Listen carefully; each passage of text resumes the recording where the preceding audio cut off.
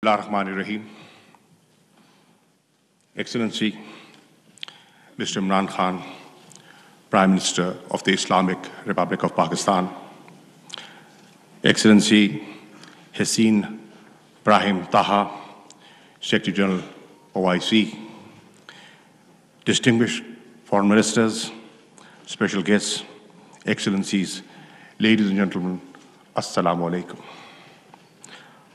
I welcome you all to Islamabad for this extraordinary session of the OIC Council of Foreign Ministers on the humanitarian situation in Afghanistan.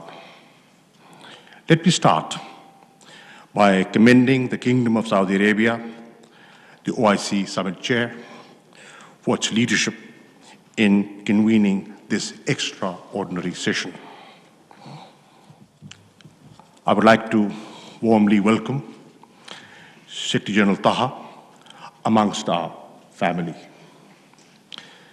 This is his first foreign ministerial meeting after his appointment as the Secretary General.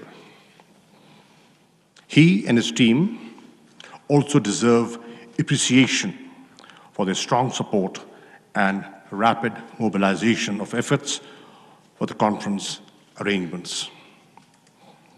Pakistan is also gratified by the trust reposed by the OIC membership in Pakistan to host this extraordinary session. Excellencies, your presence here today at such a short notice affirms the importance that the international community as a whole and the OIC in particular accord to the well-being of the people of Afghanistan. For the people of Afghanistan, the significance of this gathering goes beyond mere symbolism. It is a matter of survival for them. As we speak, over half the Afghan population, 22.8 million people, a number larger than entire populations of over 2/3 of the UN member states, face food shortages. Millions of Afghan children are at risk of dying from malnutrition. This situation has been brought about to this pass by a multiplicity of factors. Prolonged drought, years of conflict, poor governance, and Afghanistan's excessive dependence on foreign aid. You would recall that Pakistan hosted the first extraordinary session of the Council of Foreign Ministers in Islamabad in January 1980. 41 years on, Pakistan is again obliged to host another extraordinary session to discuss the ongoing humanitarian crisis in the same country. It is unfortunate that the hardship and suffering of the Afghan people has not eased. The OIC, since the very beginning of Afghan crisis, has stood firmly by the people of Afghanistan. It has consistently supported the right of self-determination, of political and economic emancipation of the people of Palestine, and of the Kashmiris suffering under illegal occupation. History is our witness that this organization, even amidst major global political turbulences and crisis, has not only consistently supported the rights of the people, but also called upon the rest of the international community to act and think beyond their domestic and internal political and economic compulsions. What we face today is no different than what this organization has witnessed repeatedly. The developments in August 2021 may have altered the political landscape in Afghanistan, but they have not made the compelling needs of the Afghan people any less pressing or urgent. The World Food Programme has warned that Afghanistan could become the largest humanitarian crisis in the world. The UN Emergency Relief Coordinator, who we have the pleasure of having with us today, characterized Afghanistan as being in free fall. These are dire warnings by those with the most intimate and direct knowledge of the grave situation on the ground in Afghanistan. This is a moment to extend a collective helping hand. It is not the time to withhold support. Pakistan concurs with the UN Secretary General that humanitarian support must be provided without conditions. I am confident that I speak for the OIC membership today in reaffirming that this gathering is about the people of Afghanistan, and the only message it wishes to send is one of our unity of purpose and resolve. On its part, Pakistan has demonstrated that its approach towards Afghanistan is guided by the urgent humanitarian concerns. Notwithstanding our state of relations with India, as a special gesture of goodwill towards the Afghan people, Pakistan has decided to allow transportation of 50,000 metric tons of wheat and life-saving medicines from India to Afghanistan, the land route. This organization and the Islamic Ummah as a whole has come forward to offer its hand of partnership to the United Nations, international financial institutions, and major donors to bring to bear collective expertise in pushing against the unfolding humanitarian crisis in Afghanistan.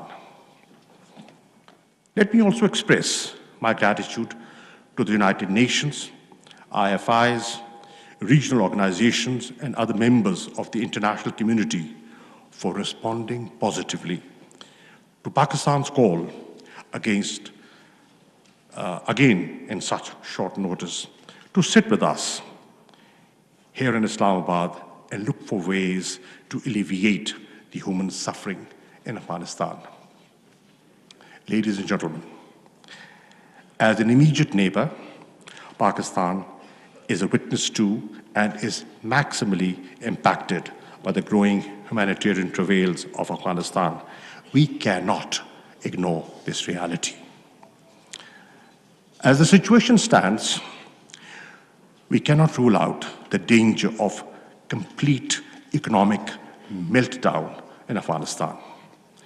The Afghan economy is likely to witness a contraction of 30% within a year unless the tide is stemmed.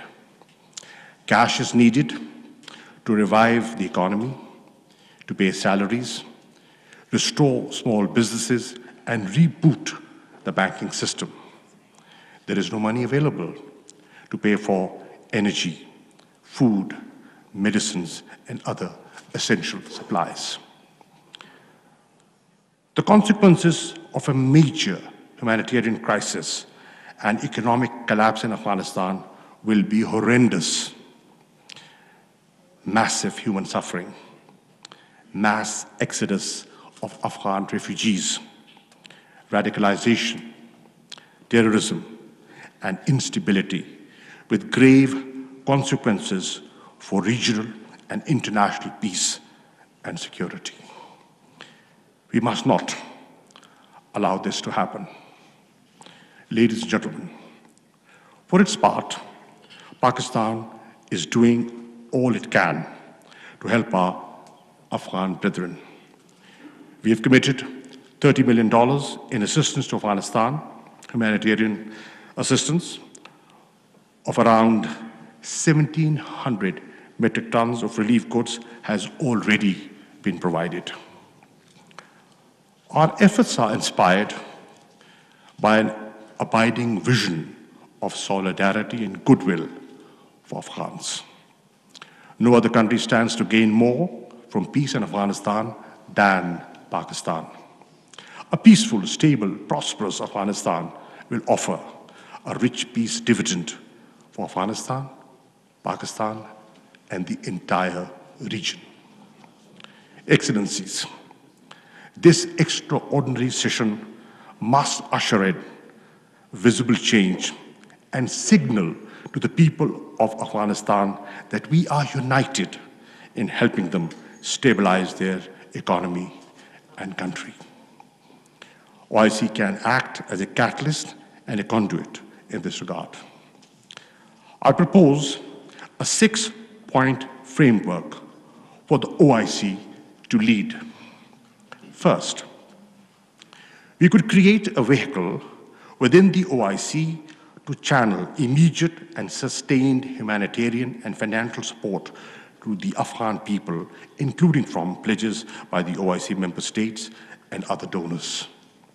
Second, we should agree to increase investment in the people of Afghanistan bilaterally or through the OIC in areas such as education, health, technical and vocational skills to the Afghan youth.